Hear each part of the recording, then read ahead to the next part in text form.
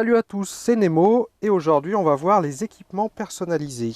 Alors dans un premier temps, on va chercher les équipements personnalisés pour faire les combats de boss, les salles des dangers, les raids de boss géants, tout ce genre de choses-là. Dans un second temps, on va voir quelle stats on va chercher pour le PVP. Alors pour les combats de boss, c'est très simple. On va chercher en priorité des stats offensives. Par exemple, puissance critique, taux de critique, ignore esquive, perforation de défense. Et éventuellement, si vous avez un personnage qui fait des dégâts élémentaires, on peut aussi chercher un obélisque qui fait des dégâts élémentaires. Ensuite de ça, il va vous falloir quelque chose qui est très important que vous compreniez, c'est le proc. Le proc, qu'est-ce que c'est? Le proc, c'est quelque chose qui va vous permettre de multiplier vos dégâts pour une attaque de manière assez significative. Alors pour trouver un obélisque qui a un proc dans ses options, c'est très simple, il se remarque très facilement. Je vais en sélectionner un là. Donc vous pouvez voir dans la liste de tous les équipements personnalisés ici qu'il a une particularité, c'est-à-dire qu'il a un logo jaune qui est sur lui en forme d'épée. Voilà, ça veut dire, ouh, je suis là, j'ai un proc. Donc le proc, qu'est-ce que c'est? C'est cette option verte que vous allez là. Taux d'activation, lorsque tu attaques avec 10% de chance, s'applique à soi-même, augmente les dégâts de 110% pour une attaque. Voilà, ça c'est un proc. Ça veut dire que là, ça va augmenter les dégâts d'au moins x2. Donc c'est quand même pas mal. C'est vraiment ça, c'est quand vous verrez plus tard les CTP, c'est-à-dire des obélisques améliorés, des équipements personnalisés améliorés, pardon. C'est vraiment la stat qui va revenir assez fréquemment sur les CTP offensifs. C'est le proc. Voilà, donc c'est vraiment ça qu'il faut que vous trouviez en priorité si vous voulez faire du dégât avec votre personnage en sachant que si vous partez sur un obélisque extrême, donc c'est-à-dire 6 étoiles augmentées au maximum, le proc maximum que vous pouvez trouver, c'est 200%. C'est-à-dire que vous faites vos dégâts x 4 sur une attaque. C'est quand même pas négligeable. Quand ça tombe sur une attaque, une grosse attaque, type une attaque T3 ou une attaque transcendée, ça peut faire beaucoup, beaucoup de dégâts. Voilà, donc ça c'est pour le PVE. Donc on a dit le PVE, chercher une stat principale, taux de critique, puissance critique, perforation de défense, ignore esquive ou éventuellement les dégâts élémentaires et le proc qui permet d'augmenter les dégâts. Ça c'est ce qu'on va chercher sur du PVE. Maintenant ce qu'on va chercher sur du PVP ou le jeu contre les autres joueurs, c'est des stats qui sont beaucoup plus défensives. Quand je veux dire beaucoup plus défensive, on va chercher par exemple esquive, on va chercher PV max et on va chercher aussi quelque chose qui s'appelle le brise-garde. Le brise-garde, qu'est-ce que c'est? L'immunité à brise-garde, pardon, qu'est-ce que c'est? C'est quelque chose qui va vous permettre de tout le temps lancer votre attaque telles qu'elles sont.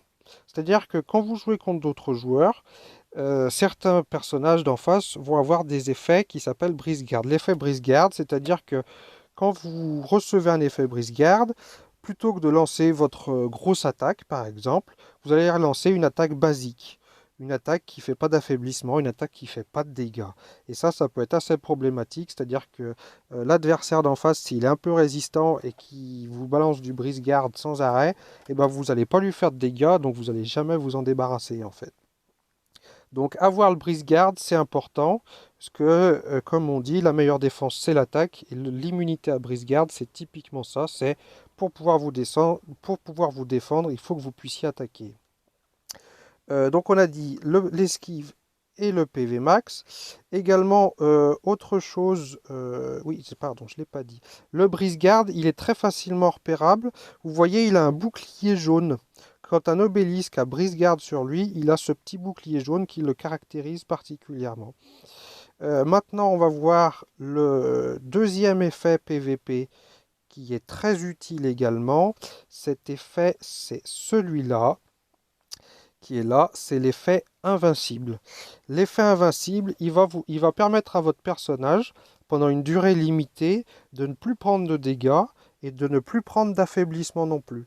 C'est-à-dire que, je vais dire quelque chose au hasard, si vous tombez contre un Spider-Man qui vous balance des toiles à non plus finir et que vous arrivez même plus à bouger, même plus à attaquer, quand vous allez déclencher cet effet invincible, non seulement vous prendrez plus de dégâts, mais en plus vous ne serez plus emprisonné dans des toiles, plus étourdi, et vous pourrez attaquer à votre tour. Donc ça, c'est vraiment une stat qui est intéressant, c'est-à-dire que ça va complètement bloquer tout ce que va vous envoyer votre adversaire, et vous pourrez alors avoir une réplique correcte.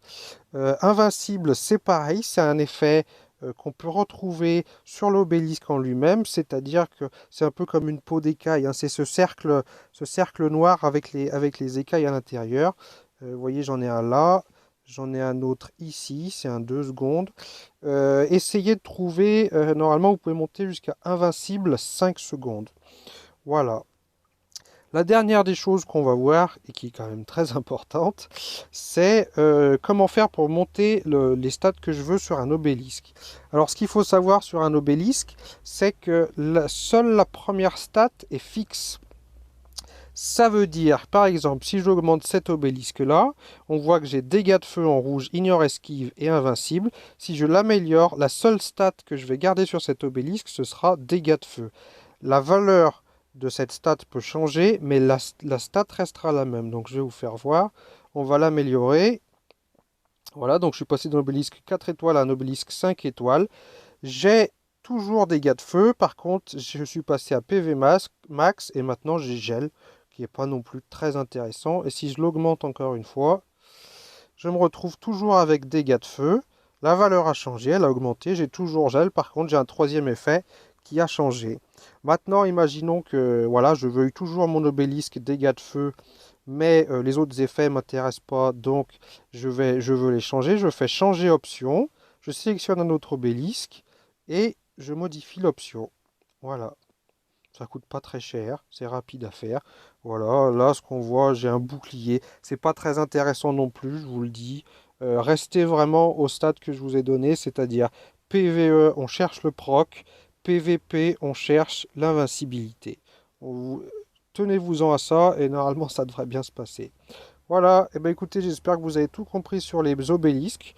On fera sûrement une autre vidéo, mais un peu plus tard sur les CTP, qui sont des obélisques améliorés. Et moi, je vous dis à la prochaine.